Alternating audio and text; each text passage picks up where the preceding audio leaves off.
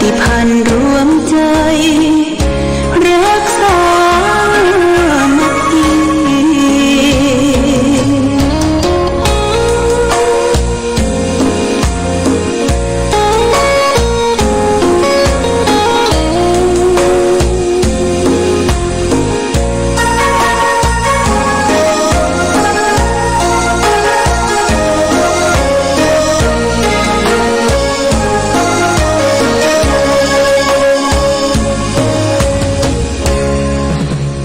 เป็นวัดร้างโบราณสืบสาน2524พระมหาราชครูเกษราปัญญาปรมาติกาจารย์จากวัดดับภัยเชียงใหม่สืบสานเวลาผ่าน131 ปีนานไกลวัดพระบาทอุดมรุ่งเรืองงามตา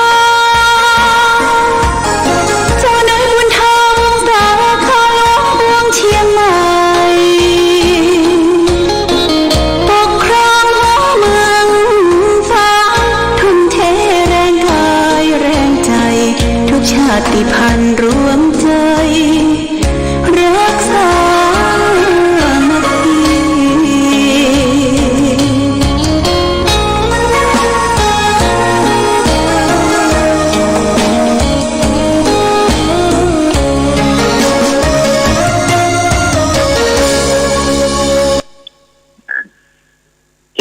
สุขศรัทธาสาธุชนญาติโยมท่านพุทธบริษัททั้งหลายวันนี้รายการธรรมประทีปส่องทางก็ได้มาพบปะกับพ่อแม่พี่น้องศรัทธาสาธุชนญาติโยมแห่งครั้งหนึ่งวันนี้เป็นวันพฤหัสบดีที่19เดือนพฤษภาคมพุทธศักราช2565ซึ่งตรงกับเดือน8เหนือเดือน6ไต่แรม4ค่ำวันนี้เป็นวันพฤหัสบดีเป็นวันดีญาติโยมเป็นวันดีวันครูวันพักนี่เป็นวันครูก็อากาศท้องถิ่นก็ยังครึ้มๆอยู่ฝนก็ทำท่าจะตกลงหลังจากที่ตะวันนี่ฝนตกตกหนักตกหนาทำให้น้ำออกฝั่งน้ำมาออกฝั่งญาติโยมแต่ว่านี่ก็ได้ไปดูน้ำมาวจุดที่ออกฝั่งนักก็คือที่วัดปทุมวาดดองบัววัดแม่มาวดองบัววัดปทุมวาดก็ได้ไปพอความเสียหายน้ำทะลักเข้าสู่วัดแล้วก็ไปสู่กุฏิท่านเจ้าอาวาสจันปืนมีเข้ามัดญาติโยมนะมีห้องเก็บของเก็บโซฟาเก็บเครื่องไฟฟ้าอุปกรณ์ต่างๆก็ทำเกิดความเสียหายพี่น้องต่างสายน้ำมาวบ้านแม่มาวขี้เล็กใกล้ๆหินน้ำมาวก็อพยพกันขึ้นไปสู่ที่ดอนที่สูงในวัดแต่ว่านี่ก็ได้ไปเยี่ยมไปตรวจดูแล้วก็ลวดไปในงานศพผู้เจ้าประหลอง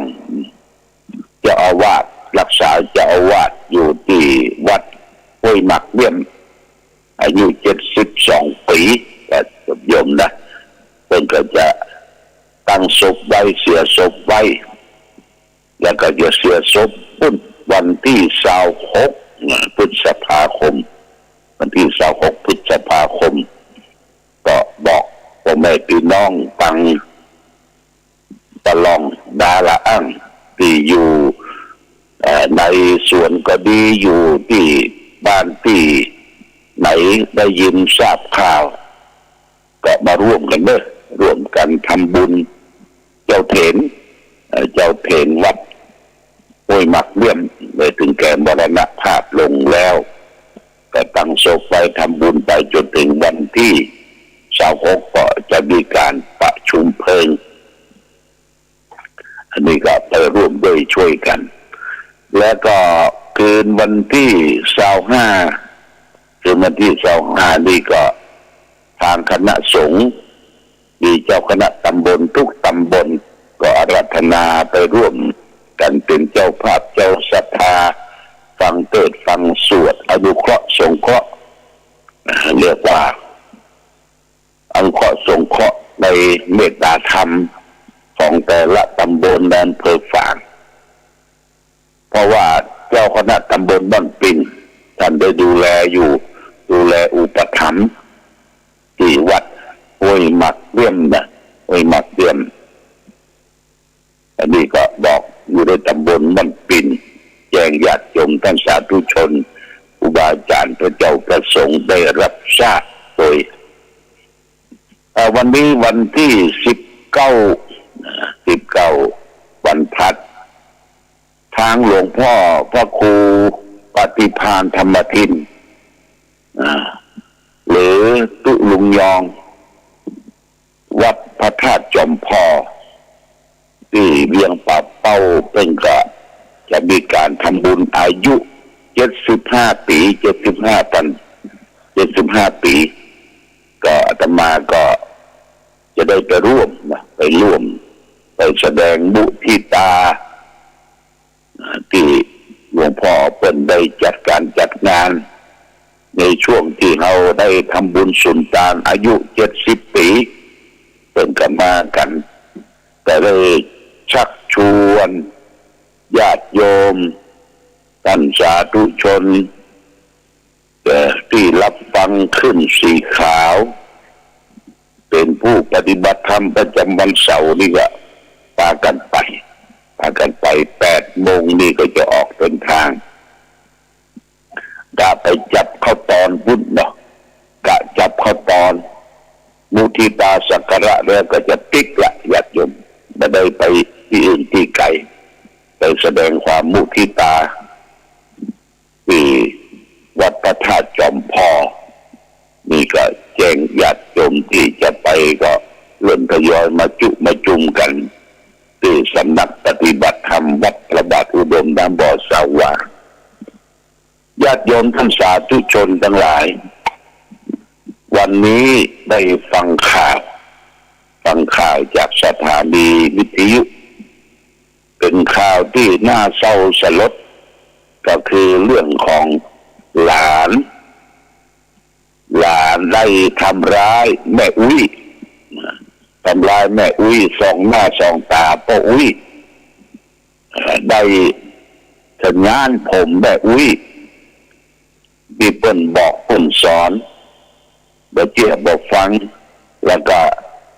เสร็จแล้วก็ทำร้ายเอาอย่างมาบุกมาตีเอาตีนมันย่ำเปิ้นจับยัดได้ถามว่าบ่รู้เรื่องที่ทำไปพิษภัยอย่างที่ทำให้เกิดความบ่รู้เรื่องก็คือเรื่องของยาเสพติดระบาดทั่วบ้านทั่วเมืองตามมือลูกหลานเยาวชนเฮาและท่านทั้งหลายเสียผู้เสียคนไปนักหนาปาป้านญาติโยมจนเอาบัตันจนเกิดบัตันเป็นปัญหาของสังคมในปัจจุบันนี้ญาติโยมท่านสาธุชนเพราะฉะนั้นทางรัฐบาลท่านนายกรัฐมนตรีก็บอกว่าปีนี้ก็ยึดทรัพย์ไปจัดตักแล้วนะหมู่ที่โดยตังรัฐเนี่ยเพิ่นยึดทรัพย์สินไว้ก็ปราบปรามอย่างเต็มที่ก็เห็นว่าประเทศไทยนั้นเป็นประเทศที่อุดมสมบูรณ์ยาเสพติดนี่ก็มาจากต่างประเทศตามป่าตามเขาตามประเทศชายแดนยาอย่างยาจงยาบ้าเนี่ยยาบ้ายาอี ยาที่มามอมเมาเยาวชนลูกหลานเฮาเนี่ยตกเป็นทาสของยาเสพติดมาทำร้ายตัวเองมาทำร้ายสมองความคิดและทำลายญาติมิตรพี่น้องโดยเฉพาะผู้ปกครองพ่อแม่บ่ฮู้จักบุญคุณของพ่อแม่บ่ฮู้จักพระเจ้าประสงค์บ่ฮู้จักประคุณบุญงกยาติโหโยติกานี่เป็นสิ่งที่เกิดขึ้นในปัจจุบันเราก็ต้องป้องกันร่วมด้วยช่วยกันเด้อญาติโยมท่านสาธุชนช่วยกันสอดส่องดูแลแจ้งเหตุแจ้งภัยที่ไหนมันเกิดขึ้นก็แจ้งตำรวจแจ้งผู้ปกครองท้องถิ่นอย่าให้เกิดขึ้นมันมาใกล้ตัวเฮาบางทีก็ซดมาเที่ยววัดเองอย่าเสพติดนะนำพาลูกหลานที่มาบวชนี่ส่วนมากก็เป็นวัยรุ่นพ่องยังพ่องแล้วมาเอวปลาเจ้าหมูเจ้าจุ้มมาเอวละอู้สนทนากันเกิดความนำพาซึ่งสิ่งที่เราบ่ต้องการเกิดขึ้นกับบ้านกับเขาเพราะฉะนั้นก็ขอเชิญชวนญาติโยมพ่อแม่พี่น้องจะอยู่โซนใดที่ไหนก็ช่วยกันสอดส่องดูแลเป็นหูเป็นตาช่วยกับข้าราชการช่วยป้องกันภัยยาเสพติดอันเกิดขึ้นกับบ้านเฮาเมืองเฮากับลูกหลานเฮานะอันนี้ต้องระมัดระวังช่วยกันญาติโยมท่านสาธุชนวันนี้ได้มาพบกันในวันพฤหัสบดีก็จะฝากรับคำอันที่เราจะต้องน้อมนำไปปฏิบัติแต่ว่าเรื่องของสติความระลึกได้สัมปชัญญะคือความรู้ตัวว่าเขาจะเนี่ยอย่างก็มีสติสตังยับยั้งชั่งใจวันนี้จะฝากเรื่องของธรรมะที่ประสบความสำเร็จนั่นก็คือขันติความอดทนโสรจะคือความเสงี่ยมเจียมตนเป็นเจ้าอะไรว่าขันตินี่คือความอดทนเพื่อประสบความสำเร็จเขาจะเหตุการณ์ทำการทำงานทุกอย่างในญาติโยมต้องมีขันติความอดทนขันติเป็นตบะอย่างยิ่งองค์สมเด็จพระสัมมาสัมพุทธเจ้าของเราพระองค์ได้ตรัสรู้ธรรมท่ามกลางกิเลสที่มาพอกมาพูนพระองค์ได้กำจัดหมดด้วยความอดด้วยความทนได้บำเพ็ญตนตบะบารมีอยู่ในป่าในเขาพระองค์จงใจขันติบารมีเข้าข่มต่อสู้ทุกอย่างบอกว่าหินบอกว่าไงบอกว่าความเจ็บไข้ได้ป่วยทุกขเวทนาเพราะฉะนั้นขันติจึงเป็นตบะอย่างยิ่งที่จะนำพาให้ประสบความสำเร็จขันติแบ่งออกเป็น3ประเภท3หมู่1ทนกรากกรำ2ทนลำบากและ3ทนเจ็บใจทนกรากกรำนั่นก็คือทนต่อทำการทำงานทุกชนิดอย่างมาจนเขาพอกินพออยู่ดำเนินชีวิตเพราะผ่านจากการอดทนต่อทำการทำงานแล้วก่อนนี้เป็นบกไร่ใส่นาทำบุญทำตามหิมากาขึ้นด้วยความทุกข์ด้วยความยากด้วยความลำบากนี่คือทนกรากกรำทนประการที่2คือทนต่อความลำบากนี่ก็คือทนต่อความเหน็บความหนาวความร้อนความกระหายเจ็บไข้ได้ป่วยเลยญาติโยมนะเป็น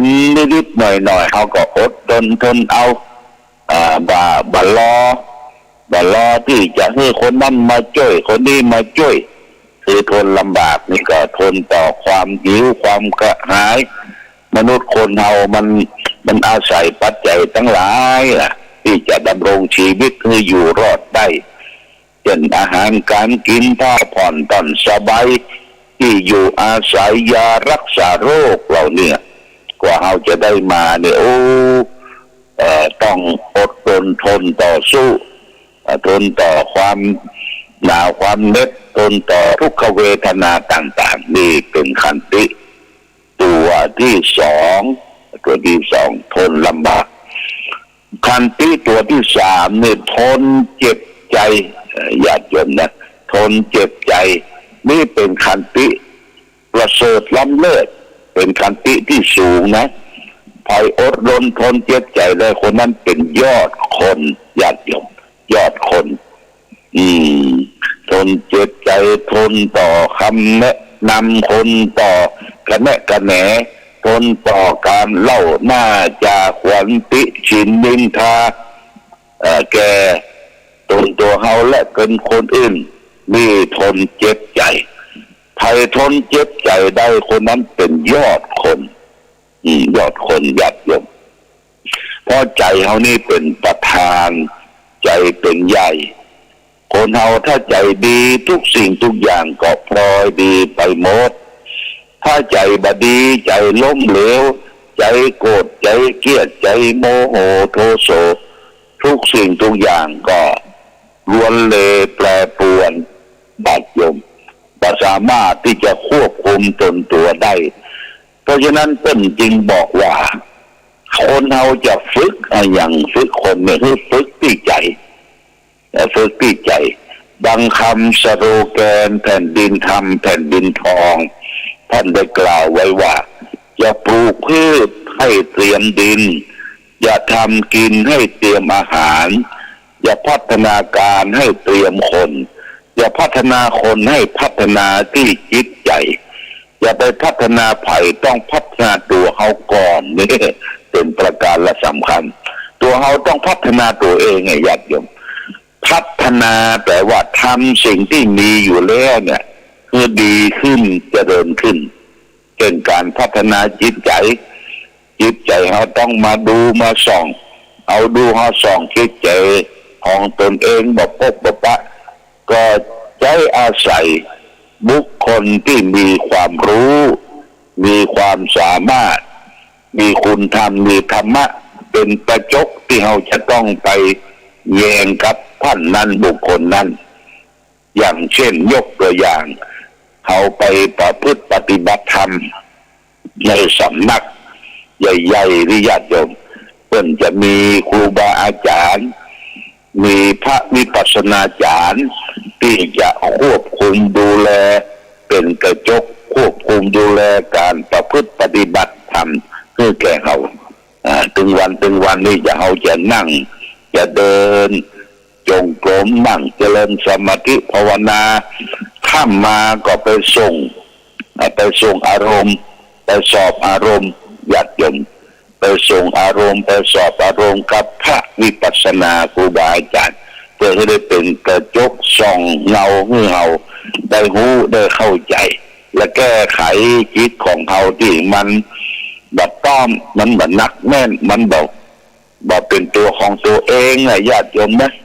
ถึงวันที่เขาทุกข์เขายากเขาลำบากนี่จิตใจมาเป็นตัวของตัวเอง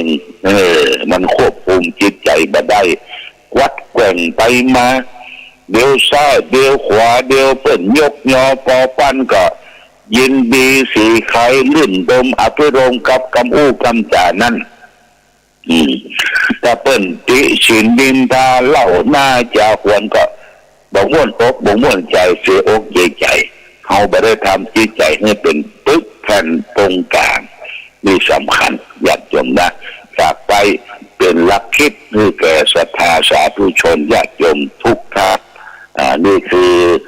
ขันติตัวที่สามคือทนเจ็บใจมีคือต้องอดทนเอาอยากจะเป็นคนงามจะไปวู่วามโกรธง่ายทำตนเห็นแก่ได้จะไปหวังน้ำใจจากเพื่อนจากฝูงอย่างนี้เป็นต้นเอาละญาติโยมท่านสาธุชนวันนี้ได้มาพบนำสาระธรรมข้อคิดว่าคนอย่างงามน้ำใจใช่ใบหน้า คนจะสวยจัญญาใช่ตาหวานคนจะแก่ใช่แก่เพราะอยู่นานคนจะโรยศีลทานใช่บ้านโตฝากพระธรรมะสองข้อขันติความอดทนโสรจะคือความเสงี่ยมเจียมตนนี่เป็นคนงานนะสุดท้ายนี้ก็ความผาสุกความเจริญความมีธรรมจงบังเกิดมีแก่ศรัทธาสาธุชนญาติโยมท่านผู้ฟังทั้งหลายขอท่านผู้ฟังทั้งหลายจงประสบสุขโชคดีประกอบไปด้วยอายุวันนะสุขภระเหมือนกันทุกรูปทุกท่านทุกคนโดยเถิด